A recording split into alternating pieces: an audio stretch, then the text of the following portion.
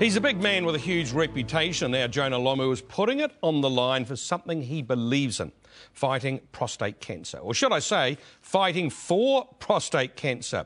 The all-star lineup for the bout was revealed today. Also throwing their hats in the ring are league superstar Wendell Sailor, Jonah's former All Black teammate Christian Cullen, former Maori All Black Slade McFarlane, and former Warriors Monty Beetham and Owen Gutenbeil.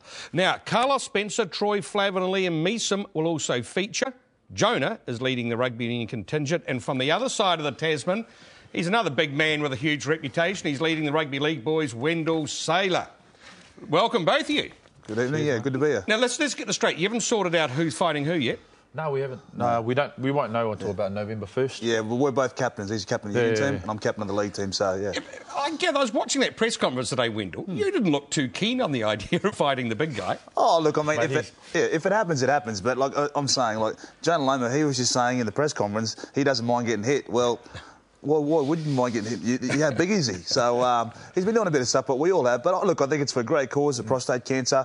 And for me to get involved, when a guy like Jonah was involved and the people had like Carlos Spencer, Troy Flavin and Monty Beetham, I put my hand up and I said, yep, I'm in.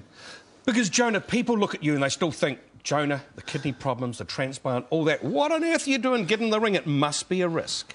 Oh, it must be a risk. There's a risk in anything. You know, the thing is, I've played professional rugby and it's exactly the same sort of risk. And the thing is, also at the same time, the people that are most important that I had to ask first before anything is that I asked Grant. This is Grant Kiriyama, who donated the kidney. I asked Grant and I asked Polly and also made sure with my wife, are they fine with it? And they are. So, you know, for me, it's just, you know, we're here. I've got the things all ticked off and this, that and so forth. But the thing is, you walk down the road and get hit by a bus. So it's that sort of thing. But you took advice. I mean, that's not something reckless. No, it's not. It's not reckless. The thing is, like, people are going to have opinions. And for me, it's just showing that, I've taken care of myself. I've taken all the things that I need to do, and I'm just making sure that. But I'm doing the things that I want to do. Just because I've had a transplant doesn't mean that my life stops there. And he's still too scared to take you on. No. Big Dale will take me on any day. The Big Dale's not scared of anybody. No, exactly. No. But obviously respect Jonah, and I look at what we're going to do, and this raises awareness because we hear a lot about breast cancer, and so we should. But also for males, I think the prostate cancer, I think it's a great opportunity for awareness. I mean, it is a huge thing. I interviewed a guy, Chris Doig, a few weeks ago. He used to run New Zealand cricket. Yeah. Really fabulous guy. And his message was, I left it too late. And if I had got a check, I'd be fine. Instead, he's got he does have a death sentence. He knows that. But top guy, but that's getting that message out there. So is there anything in your family or past that makes this particular for you, Wendell? Well, for me, when I see 670 blokes a year, prostate cancer die of it, I think for me, I think about that and I think, well, it doesn't worry me, it's an old person's disease. But then when I realise it's like 40 people in 40s get it, and I'm 3 years away from that, I'm 37. But also for me, I work with Ray Warren and Daryl Broman over the last couple of years, and they're big in league, as you know. You follow the NRL on that. They're great personalities, and to see what they've gone through, and to hear about the post, and and it's something that for me, I'm pretty passionate about. For you, Jonah, was it personal or just you recognised the importance of it? No, I think recognising the importance of it, but also at the same time, it's it's fight for life. It's you're not just fighting for prostate cancer as well.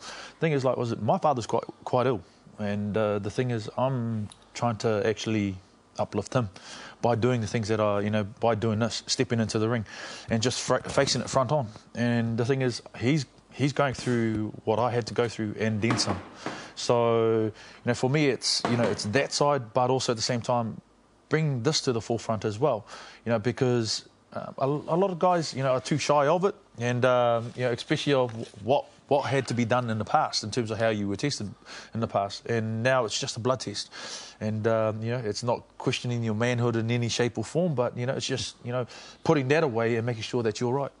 Oh, I think it's fantastic what both are doing. Look, I just want to have a quick catch-up with you. You're living in Europe. Yep. Because people want to know, this guy's a star everywhere in the world. But people here, they go, what's happened? Where's Jonah? What's he doing? So you're living in Europe? I'm living in Europe and, bringing up my son and my two sons and my wife, we're all out there and we're enjoying it. And, but we're back for the World Cup. I'm here with NZ 2011, the New Zealand government, as an ambassador for New Zealand. So, to tell the truth, I'm busier now than I was even going back when I was playing. And your kids are young, and that changes your life, doesn't it? It does. It does. And this is the thing. Like, was it standing up for, and trying to, give them a path and look at something and leaving something for them to think about. And hence why I'm taking them to the first All Black game. It's something that they'll cherish because, for me, I don't think in my lifetime that we'll have the World Cup back here.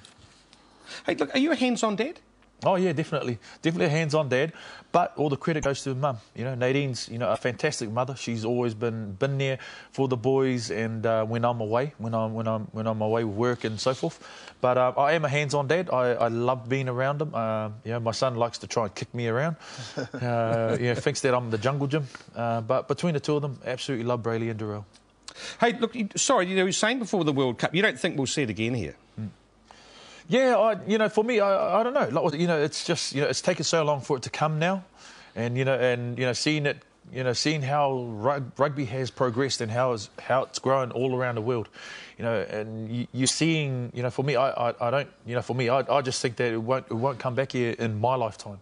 Do you both of you? I mean, you played the odd game for Australia, Wendell, didn't you? In the right. You're not a great fan of rugby, though, are you? Oh, no, I enjoyed rugby. I had a great time. I saw the world, got to play the All Blacks, which, growing up, always a Frank Bunce fan, just watching the way they played Zinzan Brook and that. And obviously the big guy, when I came across, it was awesome to play against him. But even now, I love watching what the All Blacks do. I mean, the Wallabies won the other night. We all know that. We won the Tri-Nations. Did they? So, yeah, we did. We've actually got a trophy in there, and that was good. We won't brag about it. But, look, mate, I'm very proud that I played for Australia in 2 codes, but in rugby I had a great time. I didn't leave on the best of terms, but I'll always be respectful that I played against, the South Africans, the Kiwis. I loved it, and I love what it brought me. Would you love to be, when both of you, would you, if turning back the clock or whatever, would you like to be playing in the World Cup this year? 100%. 100%, definitely. Yeah. I've played NRL Grand Finals, but for me, we lost England in 2003, and for me, that's probably the emptiness I've only felt. I've won a lot of big games, State of Origins, but for me, Johnny Wilkins kicking that field goal still hurts me. I mean, the Kiwis won't care about that, but it hurts me, and I've seen this big unit, playing the 95 World Cup. Yeah. But the interesting thing is, Jonah, you are still probably, All Blacks, 2002 was my last Test match. Yeah, you're probably still the biggest rugby star in the world. I mean, in terms of recognition and how people react to you. I think, it's just a testament to, to making sure that you're the person that you are and you're, upfront about everything. What advice would you give then to Sonny Bill? I mean, you look at this thing, here he goes, going into the World Cup, still hasn't signed up next year. You know what? Tell the truth. Sonny's his own man. He's, he'll make his own decision. He's a grown man and he knows what he wants and he knows what he wants to do. The thing is, everybody's entitled to their own decisions, and you make them, and once you've made them, you have to lay in your bed. So it's that sort of thing. And but for me, the only thing I want to see is Sonny Bill wearing an All Black jersey with the All Blacks and them winning the World Cup. Well, the other thing he wanted to see was him in the ring with you, but he sort of dissed you a bit, didn't he? Well, you know what? That's water under the bridge, mate. It was part and parcel of. I was asked, and I said yeah.